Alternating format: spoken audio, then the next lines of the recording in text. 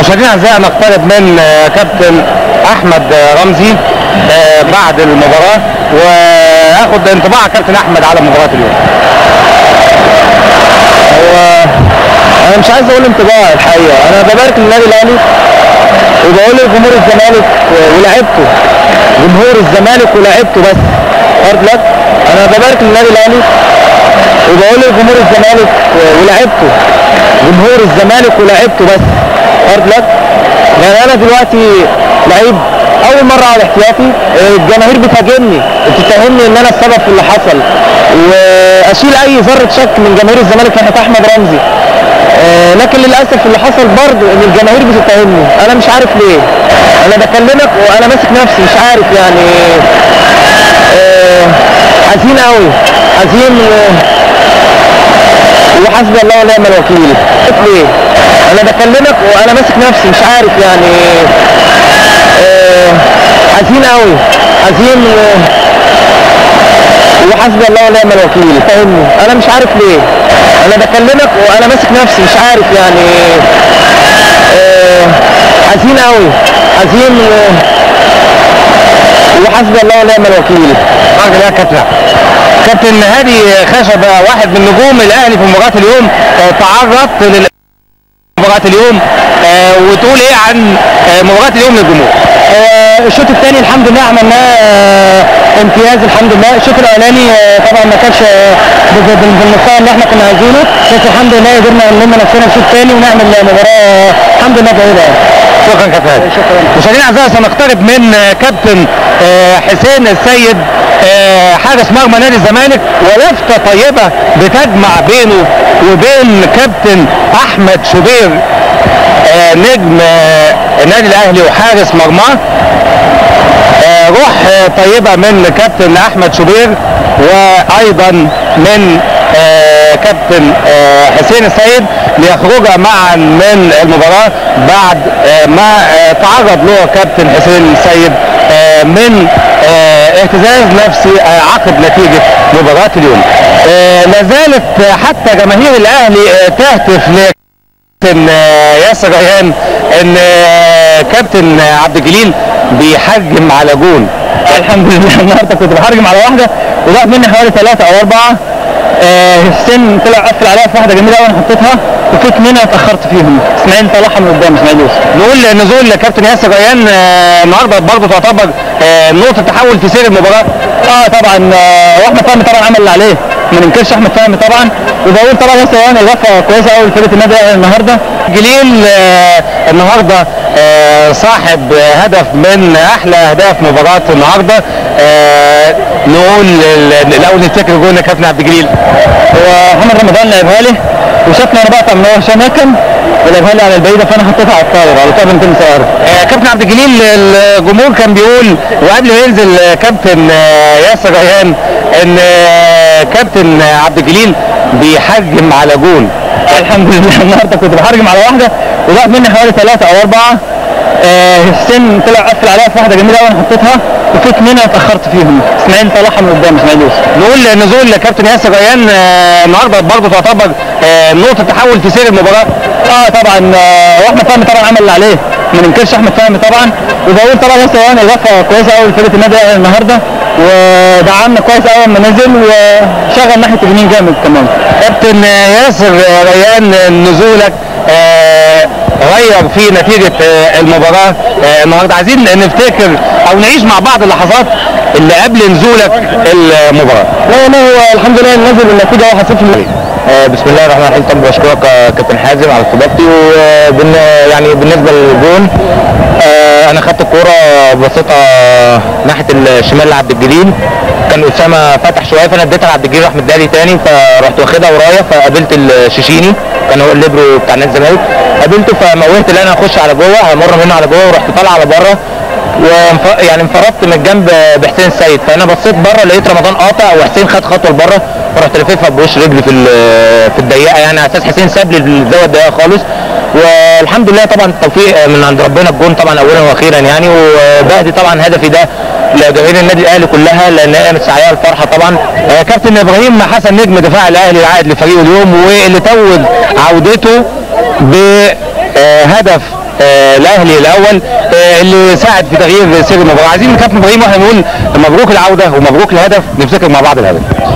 بسم الله الرحمن الرحيم. طبعا في بدايه الكلام ان انا بشكر ربنا على الهدف دوت.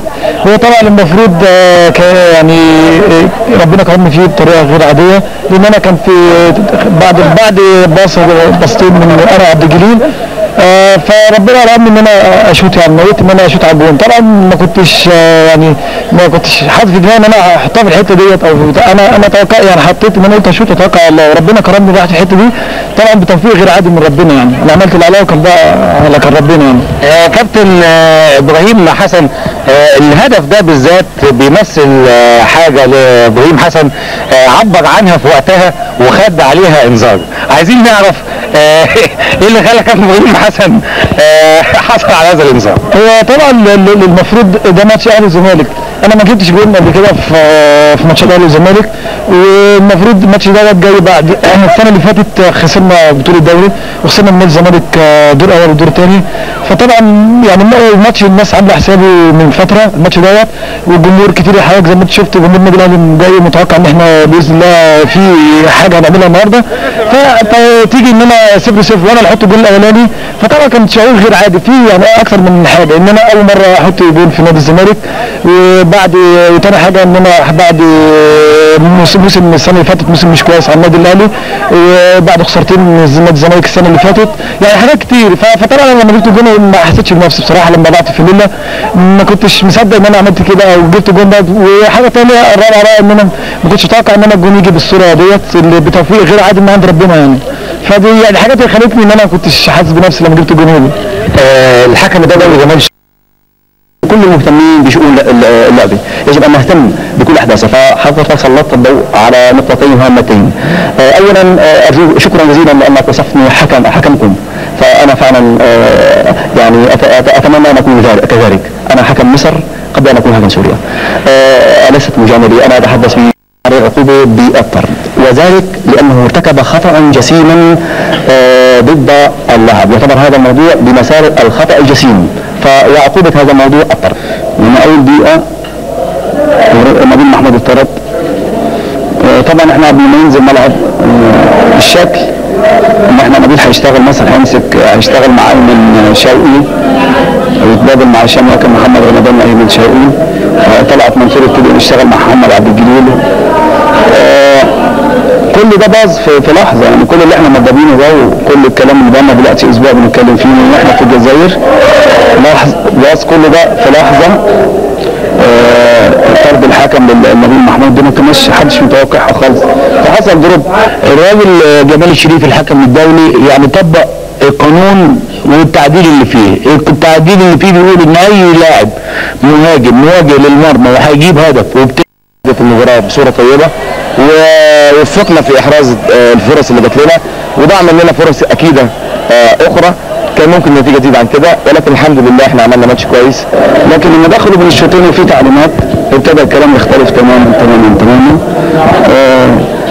ابتدى يبقى في شيء من الفكر، ابتدى يستغلوا اجناب الملعب. احنا طبعا راجعين من رحله كلها ارهاق جايين من الجزائر. ثانيا ايمانويل مش موجود، عصام مره رحمه الله نزل مجموعه. لكن انا بقول للنادي الاهلي مبروك له ماتش كويس الشوط الثاني.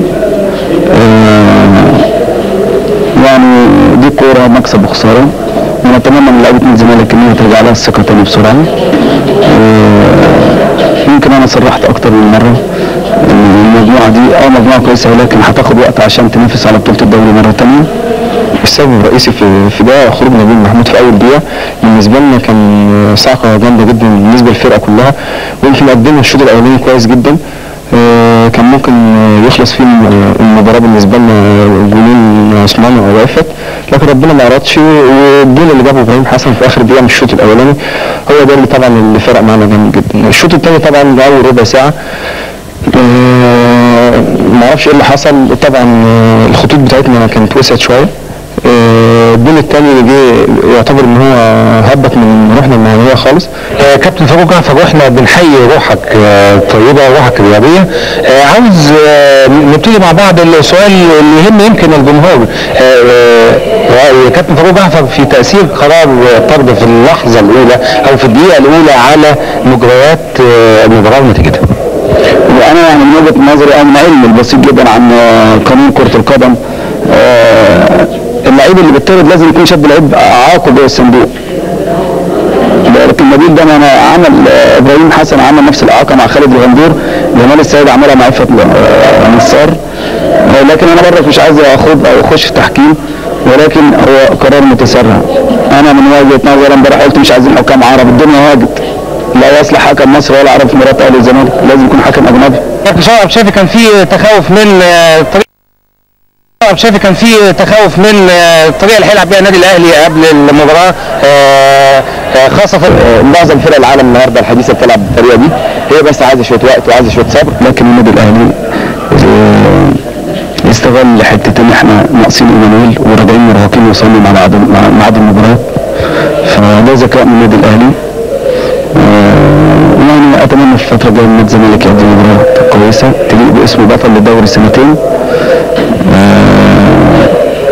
وانا بقول للنادي الاهلي النهارده مبروك على المباراه، ونتمنى الاستمراريه عشان طول النادي الاهلي والزمالك كويسين الكوره في مصر كويسه. كابتن فاروق جعفر، شفنا النهارده انه كابتن احمد رمزي موجود في غرفه الملابس جاهز مع اللاعبين، حتى الكاميرا في ملعب لما التقط معاه يمكن قبل المباراه قال انا جاهز، لكن دي رؤيه الجهاز الفني. حضرتك دلوقتي كابتن فاروق بتقول انه غياب 3 اثروا على الفرقه منهم احمد رمزي. هو لسه مش فت احمد، يعني هو لسه مش جاهز، هو نفسيا جاهز ان هو يلعب المباراه، لكن هو ما لعبش. كان من المباريات اللي تاهله انه يلعب مباراه الاهلي والزمالك، مباراه الاهلي والزمالك صعبه. كابتن فاروق جعفر، فين على خريطه نادي الزمالك في المرحله التاليه عقب صفاره حكم مباراه اليوم؟ انا مش بتاع سفر، يعني انا جالي عقود، خصوصا ان بطل دوري سنتين جالي عقود، يعني مش عايز اتكلم. الحمد لله قدام عندي مصر ولا بملايين من الدنيا عشان اسيب مصر بالسهوله، الناس فاهمين. انا موجود، وانا كان امنيتي نادي الزمالك يكسب النهارده ونمشي المسيره، ولكن بقول اللي عمله فاروق جعفر انجاز ما عملوش مدرب في نادي الزمالك ولا في تاريخ نادي الزمالك قبل كده مصري، ان ناخد الدوري سنتين فرق 6 بونت عن اللي بعدها. كابتن شرف شاف في نهايه لقاء النهارده يقول ايه لمستر مكاي وفاروق جعفر، وايضا يقول ايه